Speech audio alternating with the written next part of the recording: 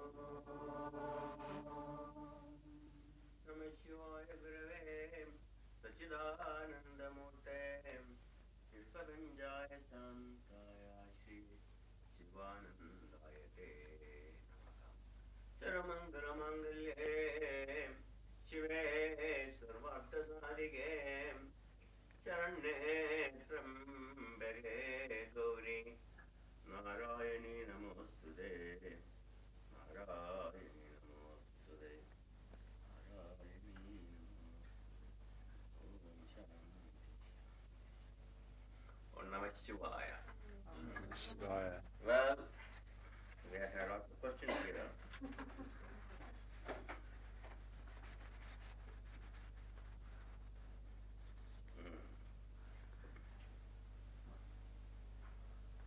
Narayan. Where's Narayan? And bring the child here. For a name.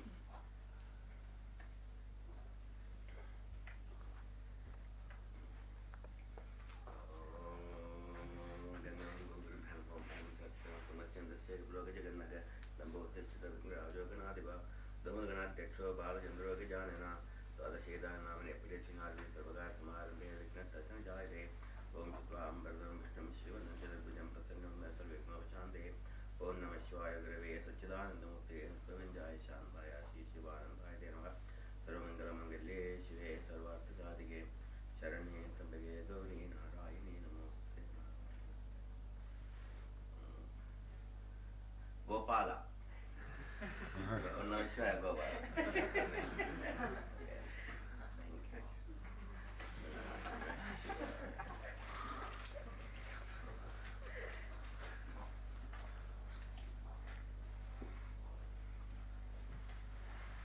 What should one do if I have a spiritual experience?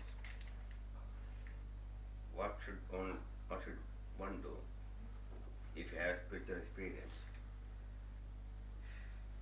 Don't share it. Keep it with yourself.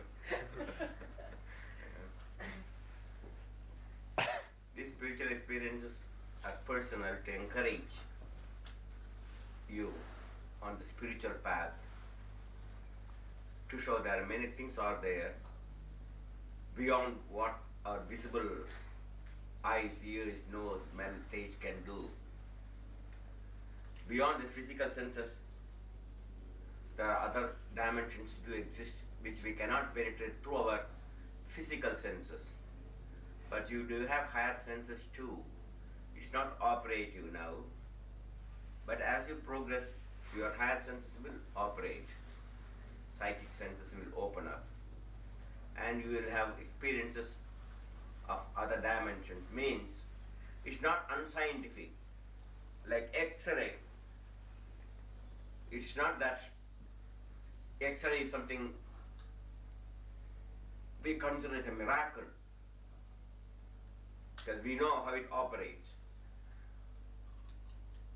So also anything what you call miracle or experience is we are unable to explain through modern terms and terminology. When we are unable to explain through the modern scientific terms, then we call it unexplainable or miracle. If you are emotional, you call it miracle.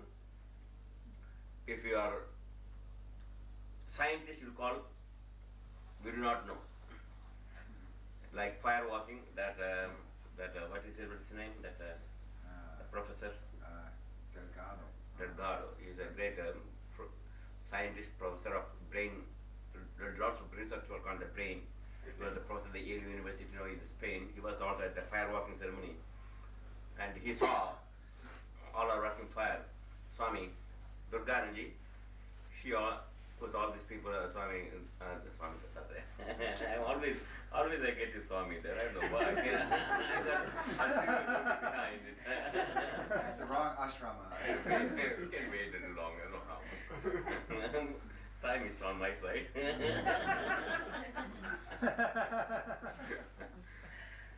So they all walk around the fire, and Swami Durgananji thought, it is nothing, it's very easy.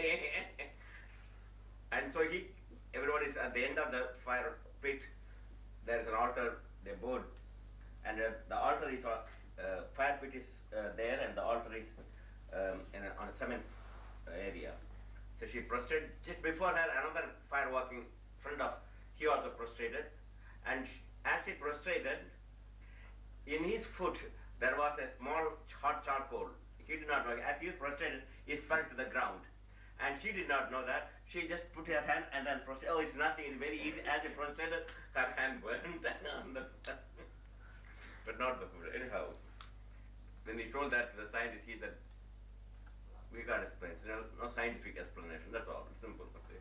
But it's not scientific explanation, not possible, because we do not know the psychic phenomena, psychic energy, etc. So there will be always unexplained mystery. Just imagine, 200 years ago, someone bring a tape recorder and the video machine from, suppose that was Sachin Swami Padma coming from Mars and brought the video machines and video from the tape recorders 200 years ago. And suddenly he started video recording and so you played back your own face and your own voice. My God, he must be a Superman. Look at this. He's able to catch us and put it in and replay back everything, all my voice. 200 years I never dreamt any of these type of things. If we could do that 200 years ago, we call him, he's a not a magician. He's a Superman. Superman, what the power is. So in another 100 years from now, the kids now not even born, or maybe some of the small kids, I just now gave the name Gopala, his grandchildren will be, they know more about all the psychic phenomena, going to moons and Mars will be just something like a ordinary thing. Just like now, you go to India and back and forth by jet plane, 200 years ago, who can imagine? You can go across the Atlantic Ocean by Concorde, 3.5 hours to New York from London. Far beyond imagination even, you see. And who ever thought that man will land on the moon and walk barefoot, not barefoot. So, the experiences what we get is to encourage you. There are many other dimensions do exist. There are wavelengths. Everything is wavelength. Everything is waves. There's nothing but waves exist. Energy waves. Even this watch is nothing but waves, but it's gross state. So you can't see its oscillation, its motion. Our perception shows this is hard because its wavelength is in a very low and low velocity. But when its velocity is increased, you call it energy. E equal to mc squared, you call it. So all experiences are good, provided you don't stop at that experience. Because many experiences you do get it on the path. It's like you were driving from London to come here. On the way you saw a shop where they are selling dresses. You went and looked, very nice. Then and saw a shoe shop. Look there. So you go on, aimlessly start wandering. And by the time the retreat is over, and you are still looking. So the experiences will give you, it will be sometimes distracting. It has got its purpose is to give you enthusiasm and confidence there is something more than exists than your physical. But if you just go on wander in the psychic jungle, looking for all the experiences and how it comes and where it comes from, you get trapped. You will lose your goal. So that's why experiences are good, and don't take it too much seriously about these experiences. Are all. It's like when you walk, you will see. You're bound to see many things on the streets. But again, what you see is not the universal. Just take for example, it's the biggest London street. Oxford. Oxford? Mm-hmm. New York, it is Broadway. So you walk to Oxford or Broadway, and with your wife or with your children, maybe with your family and friends and wife and children, all walking through the Oxford, or other people walking through the Broadway, and another family from another country is also walking, and other people are also walking around the thing. When you finish end of the tour, you ask them what did they see. They will say the same thing. The wife will say, I saw a beautiful hat, honey. And she will say, oh, what a beautiful hat. And an engineer walking by, oh, look at the skyscraper, look at that, oh, Empire State Building, how tall it is. And he explained about, wow, and wonder about the architectural condition. And a hippie walking, I saw lots and lots of joints. People are smoking glass there. And the Satya also walked, and he saw, oh, look at the beautiful horn there, you see. I never seen a horn like that. I saw a horn, such a horn, I never saw, he will say. And a fashion girl goes, look at the New York fashion store, all those things, you know, the 7th Avenue, you can see all the new dresses coming out of the factories and moving this way and that way through the streets. So each one will explain about what they saw. It won't be the same. I came to London. Now if they ask tomorrow, and I go back to, what did you see in London? I say, I saw the retreat. And I saw the London Center. In between I saw our Land Rover, which we bought. That's all I saw. So that's the situation. The experience, an infinite number of experiences are there. You are bound to get many of some of the experiences, not everything, but everybody. What you want, you will see it. And then, it's for a personal thing. Don't think that others, oh yes, I got this experience. Did you get Barbara? No. Oh, then Barbara is disappointed. Maybe Swami has got some special technique to get that experience. Swami doesn't have it. It is your own wavelength attracts the wavelengths of whatever there exists, like in a radio. So many radio stations are transmitting simultaneously music and lectures and all these things in the same atmosphere, but each one has got different wavelengths. So if you open the radio, you get only one particular wavelength and particular station. Other stations you can't get it, but when you turn to the other stations, you get other wavelengths. Same in spiritual experience also. You tune to various wavelengths according to your evolution. And then you see that experience. So that is, so do not take, your experience is important, and it's important for you. But don't think that others also get the same experience. If they don't get it, don't think they will consider you what? If you go and tell your experience and they ask, hey, did you get this experience during meditation? Then they think that you are crazy, because I didn't get it. How come you get it?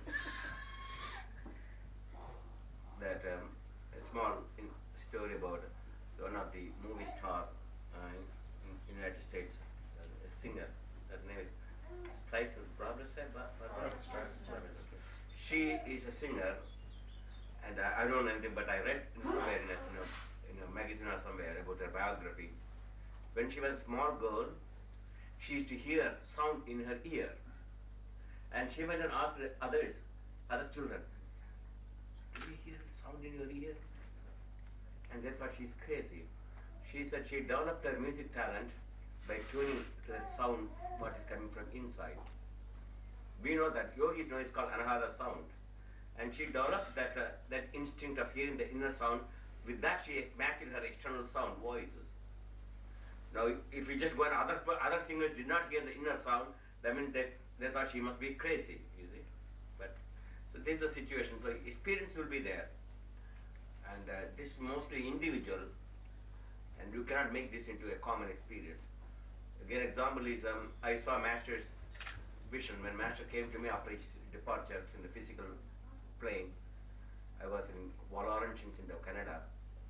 I got the telegram the Master passed away. 2 days before the telegram came, Master is seriously sick. So I could not leave because of, I just started my yoga camp. First time I was only two staff with me, and I could not leave these 40 people that arrived there alone. Ashram was not big at that time, I didn't have any staffs. And to leave all these people and just to go to India, it's not right. Plus I also want to go and see my Master at the last moment of his life. This conflict was there in my mind. So I sent a telegram to see if he's really sick, and really my presence, if he's really sick, I'll definitely fly to India just see a few hours and then come back. Next Friday I'll come back. So I even got my reservations to get that. So I waited for my telegram, and telegram came back. Next telegram, he's feeling better. So I cancelled my tour, but it was not right news I got. Next day I got the news that he passed away. I was so literally, not because of dust has got no meaning. I couldn't be there to see his last moment of his earthly life, to see him and get his blessings. I was at that in those days. Ashram was small. I myself used to sleep in a tent, and Laurentians is colder than there, even summertime. And at 3 o'clock, between 3 and 4, I was sleeping, and suddenly a voice came. Vishnu-Swami, wake up! Vishnu-Swami, wake up! I said, who is calling at this early morning? So without getting from my sleeping bag, there's the next another tent is there. One of another staff. He's a French Canadian. He's also in charge of the kitchen. So I thought maybe he's calling for some urgent. First of all, no one called me Vishnu Swami. Only Master used to call me, and few of the senior staffs of the ashram, they only call as Vishnu Swami. And maybe he must have though the name is very familiar, but I'm sure Andre must have called. His name was French, and his name is Andre. So I shouted from my tent. His tent is next to me. Andre, did you call me? What's the wrong? What's the purpose of calling? And after a few minutes, he shouted back, no, Swami, I didn't call.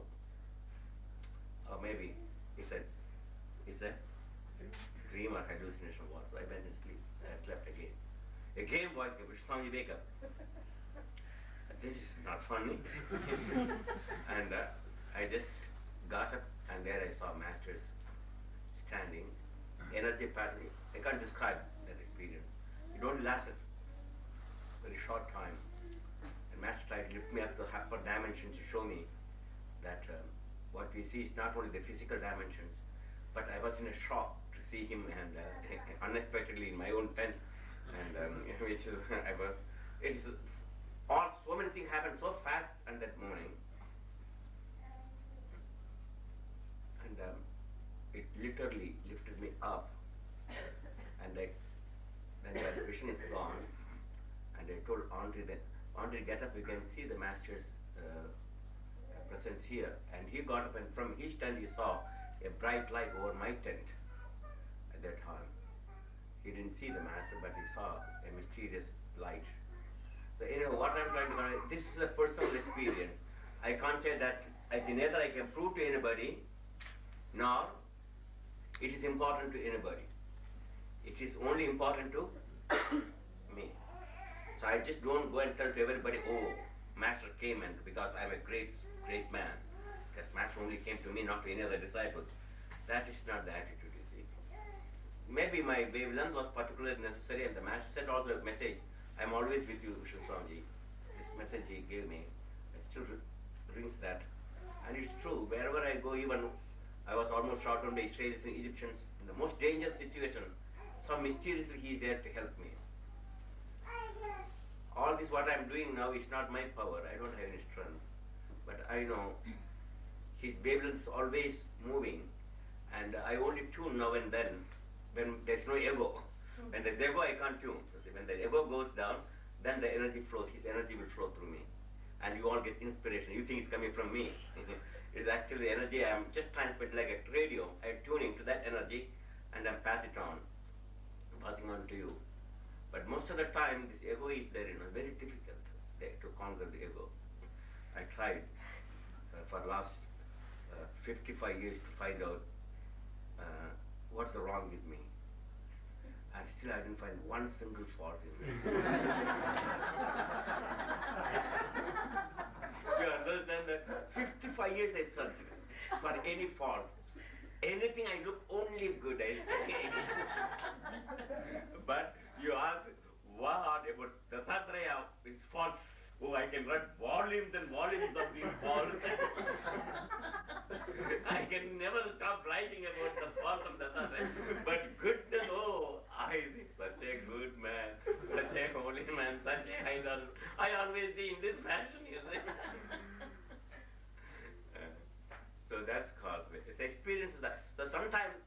ego is less, immediately you touch vibrations. That's for the whole world, What prevents us only to enveloped and caught in this gross state because of our ego. We can't see anything beyond that visible things, you see.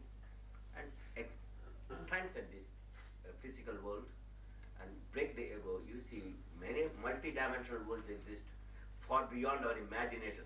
What our science and knowledge and technology is nothing. It is just a kindergarten children's game.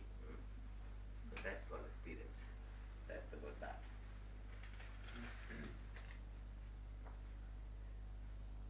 Should Karma Yoga always take priority over pranayama and asanas?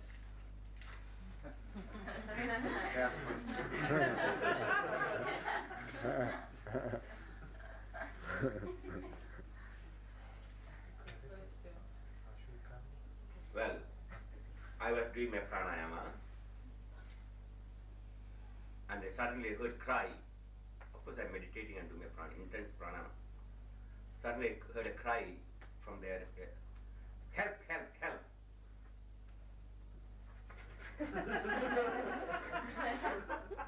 Lord, you help them. I didn't hear, I did not make problem. That is not pranayama. The purpose of pranayama, the purpose of meditation, what's the purpose of all this? This means what you do, asana, pranayama, meditation, japa, etc. What's the purpose of all this? To give you energy so you can serve. To utilize that energy for meaningful purposes. To attain yoga. Better answer. Get to open God. To purify the mind. Huh? To purify the mind so you can attain the goal. That's something better answer. To open yourself up To what? to any needs that arise. Oh, who cares about others' needs? I am just happy to Destroy your ego. little better. Be able to give. The yoga is uniting with all the self. There is no individual self, there is only one self, one God. I and my Father are one. I am in you, you are in me, I am He. Who said that? Jesus. The same Eastern philosophy, I am in Father Arman, he said Aham Brahmasmi. So the man called from hell is me, my own self. So if I just stand only, then I am not identifying with that needy person. If you still didn't understand, I got 2 hands and 10 fingers. Which hand I use more? Left or right? I'm a right-handed person. So which hand I use more? Right, isn't it? So I love my right hand more than my left hand. Not only that, this right hand is always angry with the left hand. You lazy, stupid. I do all the work and you lazy, you don't do anything. Very little work you do. All the time he's fighting with the left hand because he's lazy. Now, suddenly, the right hand got injured. The left hand was happy. You stupid fellow, you say, it's not very funny. You always quoted me, it's good, nice thing happened to you. That's what left hand will say. What left hand will do? The right hand is injured now. It will help to put the bandage, and then it cannot do the work. Right hand cannot do the work. Now the left hand will take all the work of the right hand. Is it because I said so to the left hand?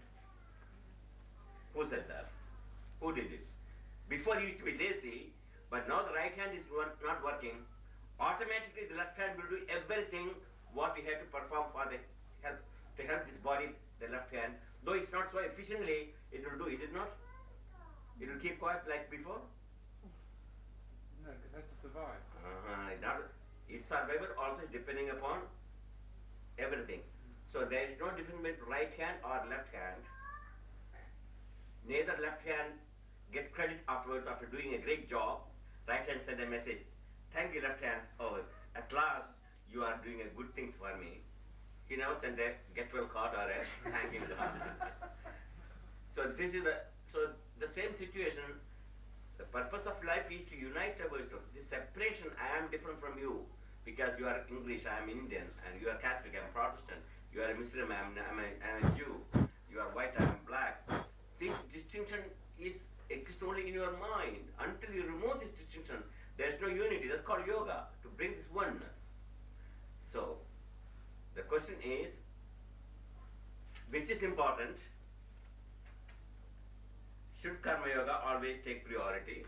So, I am doing pranayama with the right hand. Left hand burnt. Which is the priority now? Pranayama or to take care of the left hand? The priority is pranayama, is it not? you wait that let me fit my pranayama. But there's no hand. Who is going to support the body, you see? The thing in that. Karma yoga is not something just working. Work is worship, dedicated to God. That does not mean that you must work all the time. A bulldozer also works what bulldozer gets. A bulldozer does more job, less time, without expecting anything in return. So he's a good karma yogi. Yet, bulldozer will get what? Oil and lubrication. Gas, that's all it will get. It will not get liberation. So also a donkey. Donkey serves washerman. In India, washerman carries the clothes to wash in the rivers on a donkey's back. And the evening, he comes back home. Donkey get what? Just carrot and possible. That's occasionally once in a year. Just hay and oats is possible. Or if he didn't have hay and oats, he has to go and eat himself wherever he can find the grass.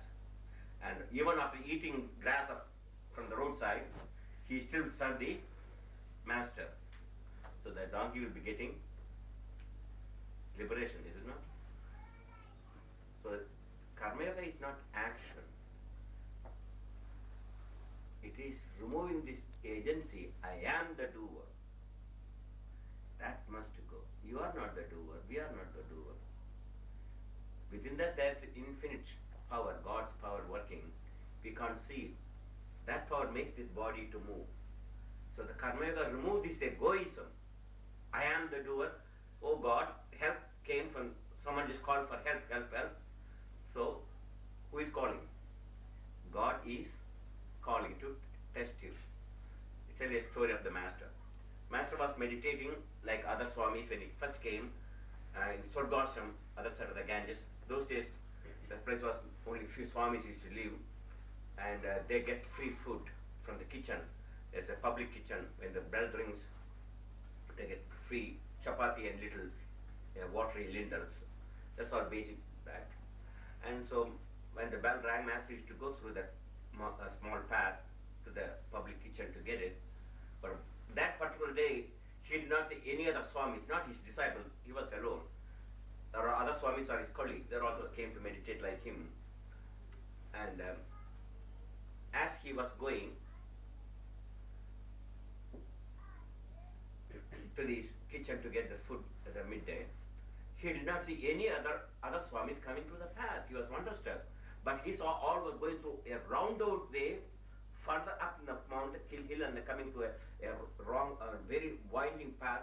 They were coming to the kitchen. Kitchen is called Kshetra. So when he arrived there, he asked them, "Why did you all go roundabout way? Why didn't you take this usual path?" Immediately those Swamis warned him, "Oh, Shivananda, don't go that direction, that path. In that one of the hut, an old Swami is having cholera. It's very contagious. Don't go that direction at all. Please go around. Master then at that instant told them, you all came to see God. God was on your way, but you went round about God. With that he ran to this man, the old Swami, and came and took care of him, whatever he can to bring him back to. Yes, absolutely, he's lying helplessly, the old Swami, with cholera, vomiting and purging. He did not just went for meditation. He saw God comes in the form of a sick man. God can come anyway. He won't do.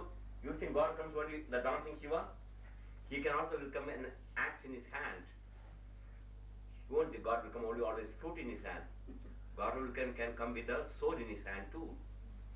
Can you see God? He may come as a thief. He can come as a sick man. He can come an old man.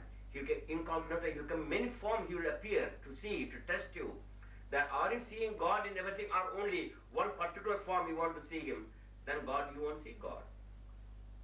So that is nature of service. Karma yoga means karma yoga is not just doing work. That particular opportunity, oh God, you have given me this opportunity to serve you through this particular sick man or this particular condition.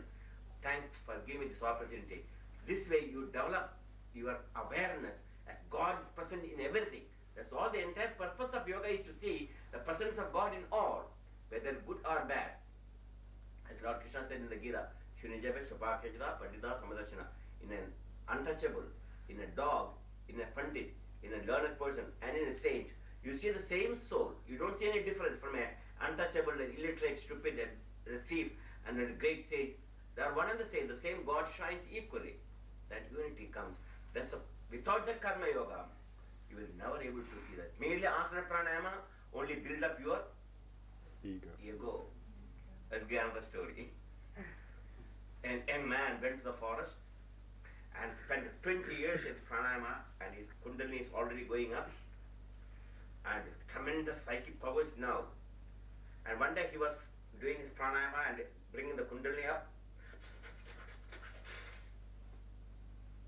Suddenly a bird came and sat on the top of the tree and dropped, and it just came straight on his Sahasrara. This young yogi looked at the stupid bird, didn't have any respect for this great yogi who was able to bring the prana all the way up here, spent 20 years in this ass of thing, and looked at it with that power of his energy literally made the bird into ashes. See my power. Next time don't do that, but then nothing else. With this great yogi power, now he knows how his power works. He came naturally when hunger comes, he had to go to beg, you see. So they come back. So he came to the village, went to one house, and this is when you go for begging, it's legally allowed because they are Swami. Because there are beggars also. We don't know who is a beggar, who is a Swami, but all begging. But it doesn't matter. So we have a cloth in the vessel. Om Narayana Hari. We repeat this word mantra, Narayana Hari. That means when they hear this word Narayana Hari means, oh, someone is hungry, some holy man is there waiting. So the householder will bring some food. Sometimes you get, sometimes you get scolded. That depending upon householder's nature. And when he said this yogi, we just now burned the bird, and he's hungry now, he's great yogi, but 20 years now. And he said, Narayana Hari, Narayana Hari. And she was an ordinary housewife, but she's taking care of her invalid husband. And she's giving a bath to his invalid husband. And it's the duty of the householder to attend a holy man. But she just said, I am just in the middle of the thing. Oh, holy man, please wait. I'll be back soon. As soon as I finish with my husband, I'll be with you. She shouted from inside because she doesn't want to offend him, because also she can't leave her invalid husband that she's helplessly lying there. So she shouted, and this yogi was little angry. How dare she could wait a holy man like man? I just burned a bird with my yogi power. She doesn't understand my greatness. As he was just swimming inside, then she shouted from inside again, "Oh, holy man, don't think I am the same bird you just burned in the forest. No one has. I am not the same bird you burned. You don't think that you can burn me too." He had a shock. My God, how did she know about what I did in the forest? I was only just thinking. His ego is little bit now burnt. It came down. He waited now patiently to find out what type of yoga this woman is practicing. How can she find this thing, what I did, and what I'm thinking? She found out everything. That means she must be a great yogi too. He patiently waited, and then she finished her husband's duty and put him to the bed, and then we brought some food. And the holy man asked, "Tell lady, how did you know that I burned that bird in the forest?" Because there is no one saw except the incident only saw me. I only know no one knew that it was in the forest happened. How did you know? This only happened about half an hour ago. How did you know? Oh, I don't know. You just go and ask. There is a next village. There is a butcher. Please go and ask him. He will tell you. How did the butcher know about it now? So in curiosity, he went to the next village and found out. And as soon as he arrived, this butcher is a young man. Is the son of an old man, and the father he's taking care of the father. And as he was taking care of the father, this yogi came, Narayana Hari, and again the man said, "Well, the holy man, I'll be with you. Just wait a few minutes. I know that you have been sent. By such and such lady gave you to come and contact me. Is it not?" Of course, there was no telephone or anything those days. You see. My God, how did he know about it? How did they communicate so fast? He just left the village and straight away he came here, and by that time he already got the message. How did he find out? So he waited. Then asked the secret. How did you know all these things? That lady knew everything about things, and you know what type of yoga you are practicing. I don't do any practice. I just do my duty. Early morning I get up. I take care of my father. He's my only person I am having. He's an invalid person. I just take care of him. I do my work. And then I go to my job as a butcher. I come back again and take care of my father. That lady, she's just an ordinary housewife. She used to take care of her husband. And with the same devotion, I used to take care of my father. And just same devotion you do to do your pranayama. What you have, the devotion to your pranayama, we do devotion to our father and to her. She did to her husband. And that way, they purify the heart, and she doesn't see it's just an husband, inmarried husband with ulcers and with all these things. Within that ulcer body, that same divinity shines, but she serves him with all her heart and love. So also, I don't see my father is just a human being. The same self is shining in him, so I serve him, though he came as my father. So this way our heart is purified, and we can see everything what is happening without going to the asana and pranayama. And the yogi learned a lesson. What's the lesson? Mere asana and pranayama, etc. cannot destroy the ego and anger. He had control over the psychic forces, but he did not have control over his own anger. You understand? So when you serve, you have to serve in every conditions and every type of people, and you will see that whether you are improving or not. You can test yourself.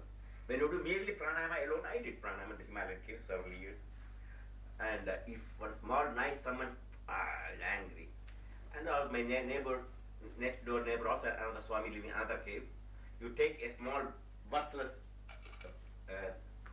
mud pot, he will get so angry, he will scold you left and right. It's because you stay in that solitude and do pranayama for years, you got no way to know that whether your mind is purified or not. And the test comes, you fail. But in karma yoga, it's not so. You have to meet every type of people, good and bad, and people like you, people may not like you, people scold you. But still you see the same God You know your strength of that mind at that time? It's not easy. You can every day you have been thrown into the fire, and each time you come up successfully. I mean, oh, thank God, I came out. So, Karma Yoga is very essential to see your progress. And again, merely working alone is not sufficient. Synthesis. So, if this kind of emergency comes up and you have your duties invaluable, then you have to find a time where no one will disturb you. When I was doing Karma Yoga in ashram, I used to do 4 times pranayama, morning, midday, evening and midnight.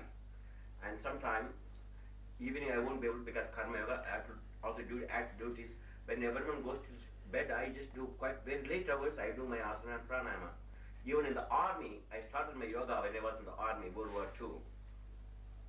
And there, of course, everyone has to get up at early morning for roll call and PT and parade. And I get up before 2 hours before, and I do my asana and pranayama and meditation, and even altar. I make a small altar in my bed, because of course it's a barrack like that, and we've got mosquito net. So I put the mosquito net and put my altar, open it up, and do my puja arati without awakening anybody. That's the only time I could do it. And I do my pranayama, which no one will know. In the darkness I have to do it. Because if they find out I'm doing worship, etc., they think I'm crazy. How they send me to hospital for exam. Because military doesn't understand all these things, you see. So God puts you in different position for your own good, to test you. Like Master Shivananda and that other, they were all Swamis came to meditate, but Master saw that sick man is not a sick man, he is the God came there, you see. If you understand that, then you will understand. Got it? Now, one more story. It's a good thing to know more story. I can hundreds of stories, but we don't have much time. An young man came to a great master. And a brilliant student. He asked, "Oh master, I don't want anything from this world. I'm tired of this world. I want to see God. Please initiate me. You are a great master. Your initiation will maybe bring me realization." So the master said, "Well, young man, tomorrow 4 o'clock morning, in the morning I'll give you initiation, get ready. Take a bath, but the nicer, for initiation must take a bath, etc. and clean yourself and put on new clothes. 4 o'clock, come exact 4 o'clock, don't be late, that's the only right time. The muhurtam is right, the stars are the right time, and don't be late." "Oh Gurudev, I'll be there." He didn't even sleep whole night, he was waiting for the 4 o'clock to be there. And he came to the cold Ganges, he took the bath and changed his clothes. And he is coming, he's a Brahmin boy. You know, Brahmin means priest class. Untouchability exists even now, but not so bad, but previously an untouchable cannot come near our home, 100 yards away from my house. They had to stand there and shout that they are not allowed to come in, nor I can go near him. If I go near, I have to take a bath because I am polluted. So my father and mother saw that I am going near an untouchable. They won't admit me in the home until I go and take a bath. Because you polluted, you just go and take a bath. Even just going nearby is sufficient, you know. Such is the strict rules. So you can't touch an untouchable. And so this Brahmin boy was brought in this orthodox condition, and he's coming for holy initiation. And early morning he finished his bath, and with all the flowers and fruits he come in to this master to get the initiation. At that time, master said previous night, there is an untouchable sweeper. All the sweeping, all the menial jobs are done by the low class untouchables. You know, they clean the latrines and clean the houses, they have brooms and they're dirty. They live always in dirty state. And this untouchable, the master called, 4 o'clock that young boy is going to come after bath from the Ganges to get initiation from me. When he comes in that darkness, you just go and touch him gently with your broom. He gave this instruction. Of course, a sweeper won't do that because it's very unholy to go and touch even a Brahmin boy, and especially with his broom. It's like a crime. But anyhow, that he didn't understand why master is asking him to do this job. So for one morning he's coming, he pretended as we are sweeping the floor, sweeping the street, and the boy is coming from the Ganges with all his holiness, with all the new clothes and with all their ashes, holy ashes everywhere, and the garland, and with all the great devotion, with the transcendent foods, etc., and the garlands to the master. As he was just coming, the super came and gently touched accidentally, pretended he actually touched his body with that broom. That means he is polluted now. He cannot go for initiation. Forget about that. This Brahmin, look at it. You stupid rascal. How dare touch me with your dirty broom? Don't you I'm a Brahmin boy? I'm going for initiation. You made me dirty again. Now I have to take another bath and do my pranayama and purification. Oh, I have to do lots of pranayama to purify my... It takes about 15 minutes of purification. Ooh. He was angry and scolded him left and right. In the rain, he went to the Ganges and took another bath. Then he did, he did all the baths, remember, to purify and so forth, and repeated all the mantras you can imagine to remove all the impurities by touching that. And then by the time it's 20 minutes late, here Master asked to come 4 o'clock. Now he arrived 4:15. Master was watching all these things, but without pretending anything. Oh, my son, you are late 15 minutes. You are supposed to be here 4 o'clock. The time is past. Now I can't give you initiation until next year. 1 more year? Master, it's not my fault. That stupid, rusted, rascal, untouchable. He has got any more respect for Brahmins. And he came and touched with the broom. I have to go and take a bath and purify, do all the Gayatri before I come to purify myself. I don't want to come to the Master's feet with all the impurities from that wretched, untouchable. So I did the purification, Master. That's what I was late. It was not my fault. Well, my son, you did right thing. But the problem is, I won't initiate at this time. It's not the right. You have to wait 1 whole year. My God, what a mad thing happened. So he did karma yoga for here in ashrams, and they're working with the ashrams and looking this work and doing that job. 1 year spent for karma yoga, and then he went in. At the end of the year, he went, Master, today is the day. You said you are going to initiate me. Yes. You just go again, go and take a bath and come back as usual. And I'll be waiting. Don't be late this time. Yes, Master, I'll be there. And this year, Master instead told that super, well, don't merely touch him with the broom, just literally hit him with the broom, accidentally, inaccidentally. So he came with all the holders, he came up, and here comes he swung the dirty broom with kind of filth, etc., and it just slipped on him. He was again, my God, again you are this, how did you find me always? He scolded him again and but not so much like the previous year, He went on, because he doesn't want to be late, he went and jumped in the Ganges and by that time he was 3 minutes late. Master said, you are again late 3 minutes. Man, Gurudev, it is not my problem. That people was there again. He said, but anyhow, you have to wait another year, my son. So this went on, and then each year this type of excuse came, so he didn't get initiation. But he went on doing karma, and then 1 year, he never cared about asking anymore, because, something is going to happen. And that Master himself called, today is the initiation day. Please be there on time. Yes, Master, if he says so. So he went and took the bath, and this time Master said, you just take a whole bucket of the night soil, the correct night soil, from the literature, just pour the whole thing on him. And this time he poured the night soil. This boy, thank you. Without taking any bath, without having one single word, thank you. And the same prayerful with the filth, he went to the Master on time. He didn't have no reaction at all. Master saw the boy coming full of filth, and he also watched that he did not react. That he never saw that even is an untouchable super. Now Master said, now you are ready, my son, for initiation. Now you are ready. Because he conquered the anger, conquered the idea that he is super Brahmin and he is a stupid, untouchable, illiterate. He didn't see this difference.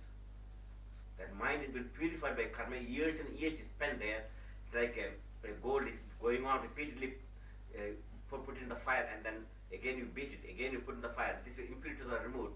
His mind is opened up. And now, repeat,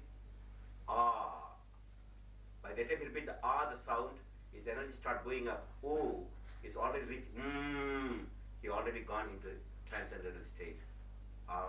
It's just like a dried wood or a dried hair stalk. Only one small tiny flame is sufficient. Entire hair stalk goes in flame. He's suddenly gone into an immediate state of samadhi. These are the stories illustrate. Purification is necessary. The ego must go. Even teachers can't do anything to us when we have this ego. So when I arrived first time, I want to do more pranayama meditation. Master said, go and wash all the clothes of the people in the Ganges. My God, I didn't even wash my own clothes. That's a menial job. I never do that. What's the difference between I came to awaken the Kundalini, not to wash the clothes. Well, that ego must go. Then only the energy. This is the thing about karma yoga. Okay, I can give most of this is enough. Okay. Can asana be as powerful on the meridians as needles are? Meridians, the word is used as by Chinese doctors for nerves, nadis, and we call it Sanskrit nadis. Meridians, acupuncture, when they use the needles, they use only a specific area, like a needle here or needle here, to shut off the prana or activates the dormant energy, or like a short circuit. See, these wires are going. We just take a needle, as the live wire is there, you punch, take a needle and punch, put a pierce through that wires, through that insulation. You are holding it, what will happen as you push that needle into the wires? What will happen? You get a shock. Why? And also, if suppose the needle touches both the wires, then there will be a short circuit.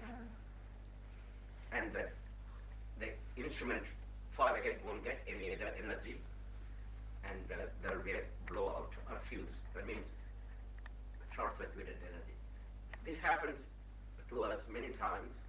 The nadis are emanating energy, psychic energies like nerve energy, like electricity. So acupuncture doctors use the needles to release this on a specific area for a specific purpose.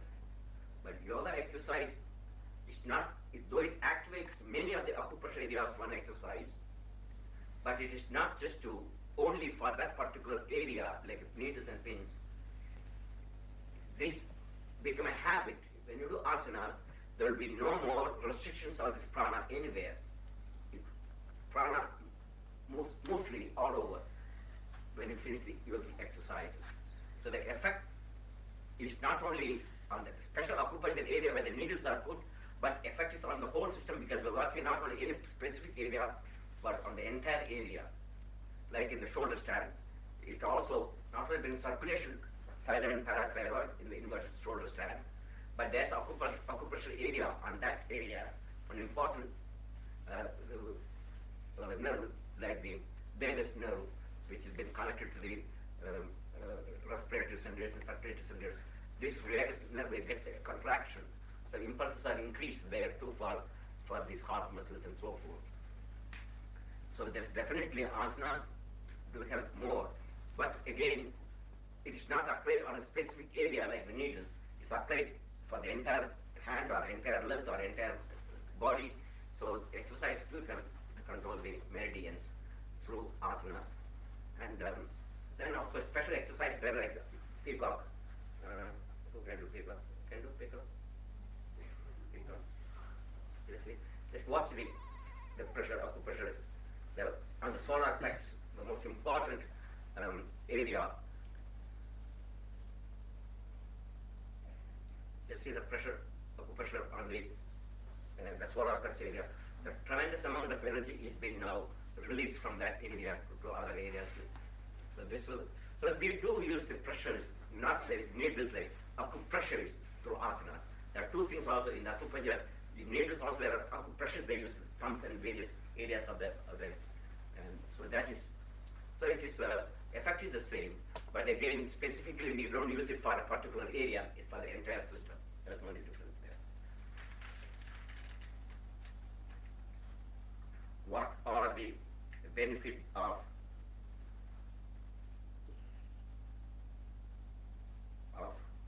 so many? The organization as staff. Benefit of joining the organization as staff. What are the benefits of joining the organization as staff? Who wrote that? Doesn't matter. Anonymous. Well, joining. What are the benefits of joining as staff? You don't need to pay the taxes. First benefit, because you don't make any money. Second, you don't have to pay insurance, near health insurance, not Red Cross, not Blue Cross, because you are not expected to get any sickness.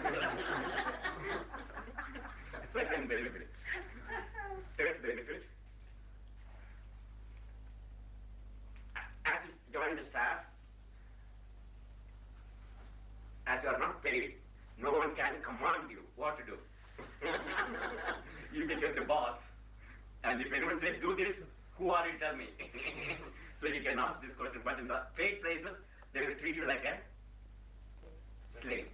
You are paid, do this. Otherwise, you will be fired. So here, you can't be fired because there's no one to fire. That doesn't mean that you can carry on anyhow. So that benefit you got it. And you are supposed to get up at meditation every morning, but as a staff, you can pretend that you are sick.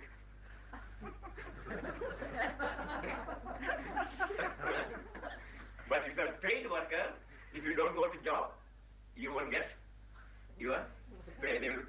Here they can't throw you out. So you can say, oh, I'm sick that morning, I can't get up in the morning for meditation. And then, yes, I want to get a meditation, but what happened? One staff said, I was lying down, I was just about to get up for meditation. I saw a cat was sleeping on my feet, I didn't want to disturb that cat. There's a comparative meditation. So you got many excuses you can avoid meditation, and you don't have to worry about anything. And then, finally, as a staff, you will be able to travel without money. From one place to another. Because they're all like just travel. Let's say I'm moving from one place to another. I just travel, and all our Swamis, though we don't have any money, any bank balance, somehow we travel. Krishna, how many times you crossed the Atlantic Ocean last year or this year? Once. This year once only. How many times last year? So it's in North America. North America, okay. And how many times your parents crossed the Atlantic Ocean? Once. And in your lifetime, you already crossed several times. So Lakshmi, how many times you crossed the Atlantic Ocean? Twice. Twice in the last year. Not the last year, last year, 2 years. Last 2 years. Okay. And so you get lots of opportunity to travel. Now, what more benefit do you want? You get a free pizza when you go to New York. Well, there are the benefits of joining the organization as a staff. Now, non-benefits. Or fringe benefits, what do you call it? Fringe benefits? That's extra money. No, fringe benefits, what do you call it? That's an extra benefit. That's extra. The fringe benefits, you will get an opportunity to get free asana class, and you will also get sometimes, if you are trained enough, you get an opportunity to serve others to teach yoga. You can teach others asanas, pranayamas, and these are fringe benefits. And you got an opportunity to help humanity, if you like it, of course. If you don't like it, still you have staff.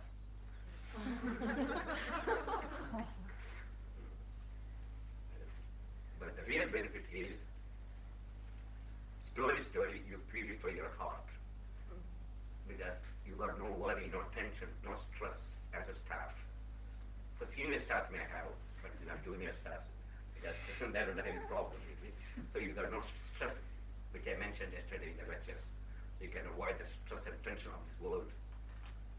And if the world is going in flames, you can repeat Swami, I am the soul and soul. Because you already know who you are. Anyway, it's a good thing to join as a staff if you want to come to humanity and all those things. When do souls have to spend time in a plane to enjoy or suffer for those actions other than the earth plane? Why do souls have to spend time in a plane to enjoy or suffer for actions other than earth plane? The question is not very clear, but I understand. Why do souls have to spend time in a plane to enjoy or suffer for those actions other than the earth plane? Those actions, which actions are? That's what I don't understand. Those actions other than the earth plane. But actions what are we doing? Earth plane. There is no other action. We cannot do any action without the body. So actions we only do in the earth plane. And after finishing the action with earth plane through this body, the momentum will continue. Like a fan, an electric fan is plugged to the outlet, is revolving at 2000 RPM per minute, or 3000 RPM. And then as it's revolving, you pull the plug out, no more electricity. Still the fan is revolving. Not at 2000 RPM, maybe 1800, and then reduce 1700 and 1000, 500. In time, it will slowly stop. But the moment you pull the electricity, doesn't mean there's no power, it will stop. Still it will continue. So our physical activities, whatever you do as a yogis or as a farmer or as an engineer or as a politician, we all do the activities according to our nature through this body. But the effect of that action, even though the body is pulled off from the physical world, is gone back, but your astral body will continue to revolve the same speed as it started for a long time, whirling around in the astral planes. And then slowly, that momentum, what created now, will slow down there in the astral plane. That depending upon how fast you are going now, or how much good or bad you have done. So you stay in higher planes or lower planes according to your karma. And when that momentum there exhausted, then you are brought back again to the physical plane, reincarnate. So you stay in the astral plane as long as the karma momentum lasts. And then you continue where you left your action in the previous lives. So this way the karma works. So astral plane, you cannot do any action in the astral plane, nor there is any karma there. Astral planes are like the dimensions where you live with your credit balance or debit balance. Just like you came to this place for 2 days vacation, you paid, so you can stay without doing any work. You didn't do any work for these people then, isn't it? You paid. Now as soon as you finish your vacation, you don't have any more money to pay, they will ask you to get out. We can only stay here as long as we paid our, we can do anything we want now. But by this evening, our karma is over here. There's no more money to pay, they will say get out. If we stay tomorrow, what we will do? If instant, if we don't have the money to say, they will call the police. These people are trespassing on our property. So the police will come and get you all of us from here. Same thing, in the heaven and hell, you can't stay permanently. That's what the difference between Christian present belief. It's not original Christianity, but present belief. You just, when you die, you go to eternal heaven or eternal hell. That's not possible. With one small 100 years of lifespan, who is eligible to go to heaven? Not many. And hell will be overpopulated by this time. And food now because so many sinners are going for time immemorial, filled with people, you know. That's not. Hell and heaven is only temporary abode. Like, hell is just like the prisoners going to the, for time, even life imprisonment, they come after 15 years or 10 years, during life imprisonment they are released. And then they can be a good person or just go back to jail again if they do karma. So as a good person gets lots of money then for holiday, and this money also will get exhausted. So he has to come and work. The astral planes are only you can stay as long as this momentum lasts. And sometimes momentum lasts for, of course, I give the example of the fan. It's only for a few seconds. But there, the few seconds of Earth plane is like a few seconds of that plane compared to Earth plane, it becomes kalpas. You can face years and millions of years in astral plane until exhaust, then you have to come back again. You cannot escape again coming back to physical plane. But if you have done only short karmas, good karma, a little only, then you come back faster, every 500 years, 200 years. And somehow the souls will come immediately after reincarnation because their time has not come to leave, like an accident, etc. They have to come back immediately to finish their karma. And in that state is called, they can remember their past lives, as many people do remember their past life. The death and birth takes place within an year, so the memory is there in their brain. Some of the children, you can remember the experience of the astral plane, you see. One child reincarnated and then she was able to remember her past life, to cut short the story, I haven't time to go deeper. I was asked this question. Of course, they all recorded about their past lives and it's all verified and true. But my question was to this girl was, and what happened, because this girl was studying in Bombay for a MA degree, and then she had a tongue cancer, and then she died in the hospital. And then she told her which hospital she died. She reincarnated now, she's about 40 years old girl. She told all of the hospital where she died and who are the doctors and nurses and the description of the hospital where she had been undergone the treatment. This all were true, and she mentioned about the previous parents. But my question was, what did you do after your death in the hospital and then before you were born, where were you? And in the 4-year-old girl, we had a description of an astral plane and experience, and she said, Swami, I don't want to come back, it is so beautiful there. Everyone was loving. And even she couldn't even remember that small period of astral existence. So what even here I think, Gary's daughter, I heard this, she was talking to Mummy, before I came to you, how old she is? Where is she? Anybody here? Okay, she used to tell the Mummy, I saw you, before I came to this plane, I saw you and I came, and before I came through you. She used to remember a little bit of the astral experience too. So so in the astral experience, if this remembrance of the past lives and this astral experience is possible only when the death and the birth takes place within a short time, a year and a half, because memory is still very clear in the subconscious mind. But as the child grows up, this memory will slowly, she cannot remember anything of what she said when she was 4 and 5 years old. But by the 7 and 8, the memory has been like amnesia takes place, Only she can remember what she said, but she cannot remember that. It's always invariably it happens.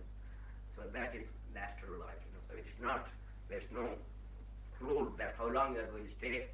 That's what depending on good karma or bad karma. Bad karma had done long time you had to stay and so on. That's about that.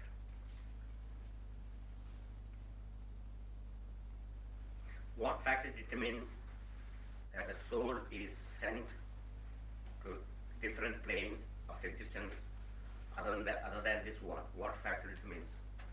That's the only factor determines your karma again. What is action you perform? Your actions are very certain and good, and very little negative thoughts. Then you are drawn to that area where thought vibrations are in the same plane. All the planes are nothing but vibrations, like the violet, indigo, green, blue, yellow, orange, red. These visible colors are nothing but waves, different waves.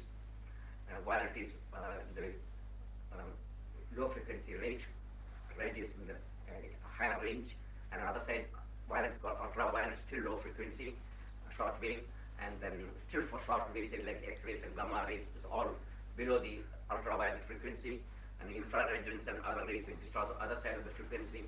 Same way, all the planes are only different frequencies.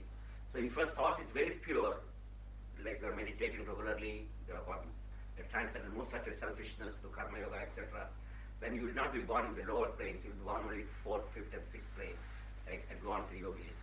But your thought is very gross and selfish. You went to church once on Sunday and put a dollar or a pound and got a passport stamp because you went to a good Christian, and then you get only first heaven. But there are other Christians who go to monasteries and spend years in meditation, like monks and nuns, etc. They're also Christians. If both people, as Christian went to, in Belfast, he went to Protestant church, and Ian Presbyterian, he got the lecture from Ian Presbyterian, got his Protestant stamp. Another Catholic Christian went to Catholic church and got a stamp, and where in, what is the name of Belfast? The other side, London, there? Yeah, more Catholics are there.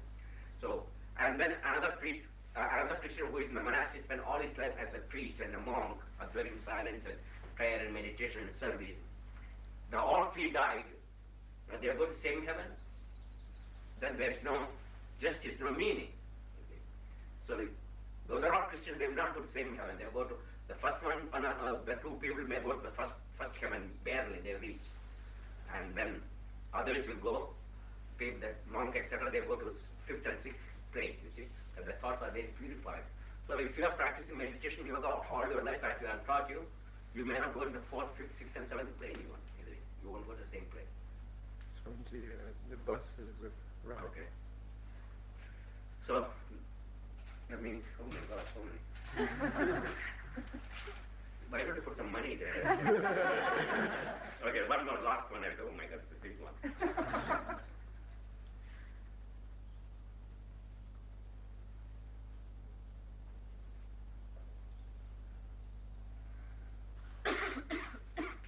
Why don't we just maybe plan to get a lecture? Yes, we have a lecture in the city at Kensington. Where is it from? Kensington. Kensington Palace Terrace. Essex Church. Well, we'll take the. Okay, otherwise I won't have time much. And everybody is welcome to come. The bus is here now, so we're just trying to get you all to see and. Well, let me come through now. Come through. Okay, come through.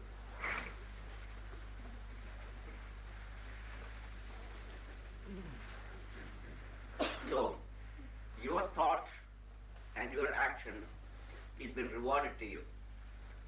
This weekend we spent here is accelerated your thought vibration and more made it purer. It's more purer thought. Your mental vibration will oscillate in a dimension of 3rd heaven, 4th heaven. So each heaven is depending upon also each chakra. So if your thought and prana is the 3rd chakra and you die at that time, you will be reborn in the 3rd heaven. If you are able to bring the energy and thoughts to the 4th chakra, then you will be born in the 4th heaven, and so 5th, 6th, and beyond the 4th, 5th and 6th, only great masters, they don't reborn, they don't come back, they stay in the astral plane until the end of the kalpa, end of the destruction of the universe, which eventually happens, but they stay in the Satsriva, you call 7th heaven for a long time until the destruction of the universe. And when all the universe, not only the physical earth I'm talking, all the galaxies, all the astral universe of heaven, the astral planes are their heavenly planes, all the 7 astral planes, all the lower astral planes, and the infinite number of astral galaxies they're all merged into the supreme, and they're called cosmic night. In the cosmic night, these great souls merge with the supreme being, and they don't come back again. See, that's how the karma and your brain works. Om Shanti.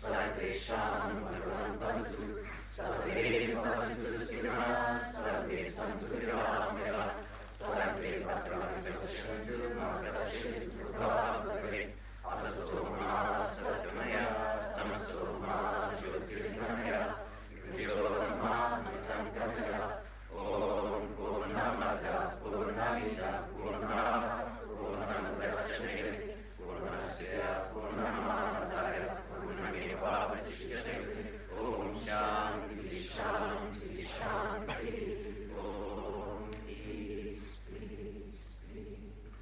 Lord, a lot of mercy and love, Salutations and prostrations to thee, Lord, omnipresent, omnipotent, and omniscient, Lord Satchidananda, Thou art existence, knowledge, bliss absolute, Thou art the Lord of all beings. Grant us understanding heart, healing vision, balanced mind, faith, devotion, and wisdom. Grant us not to be those who strength, resist temptation, and control the mind. Free us from egoism, lust, anger, greed, hatred, and jealousy. Fill our hearts with divine revelations. Let us behold thee in all these names and forms.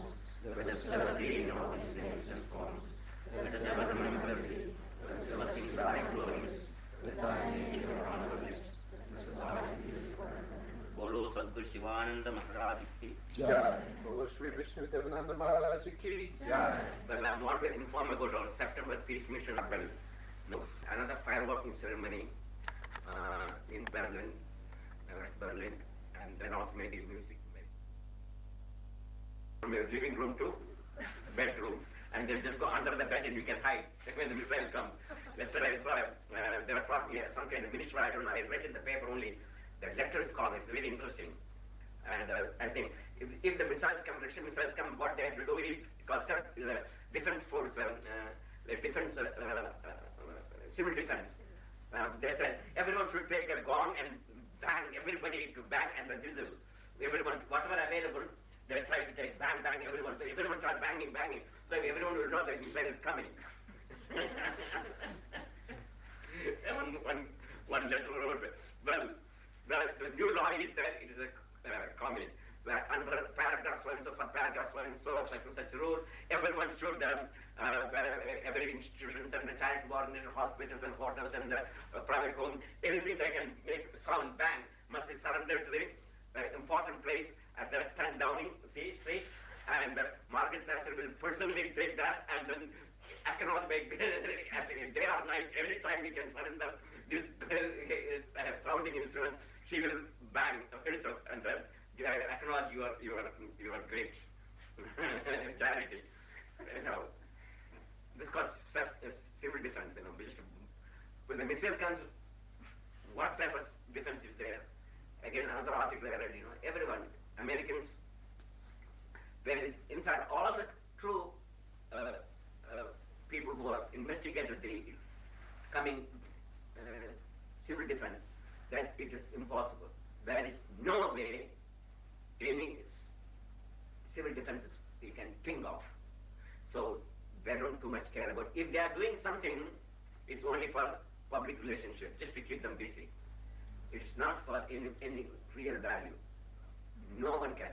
Even if you make underground shelters, just imagine a multi-megaton bomb explodes one at 20,000 feet and at the ground level.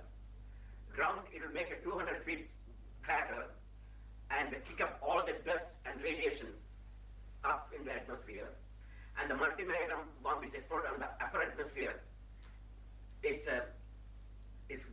wide range it can reach over Britain. Suppose when it explodes over Britain in London, the entire London is from higher altitude, everything. So from bottom and from the top, the heat generated by it is even at 30 miles away from the center of the blast. Anything, curtains and opens and windows, anything, any object which is burnable will literally ignite automatically. So also the skin, anything exposed, for a fraction of a second that heat, you are burnt. And there is no way to treat you for. You will die within 20 days, 30 days with a burned skin. I saw some of the pictures that were taken in Hiroshima and Nagasaki. Unbelievable suffering of those people. Without any hospital, doctors, medical aid, 20 days, you have to suffer all our bodies burned and raw flesh, no water, no all made it a contaminated water, and what type of life that is going to be? Do you understand that?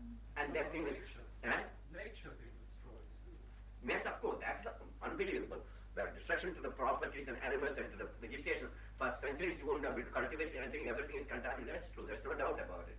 But what I'm trying to convey is, we are in this situation, and still we think everything is going to be all right. You got a government. There is nobody there to help us now, you see, except God. You don't have anybody in this planet. Not one government or one leader is interested for the planet. They're interested only for their particular community because they get their position and power. They think they can maintain this power position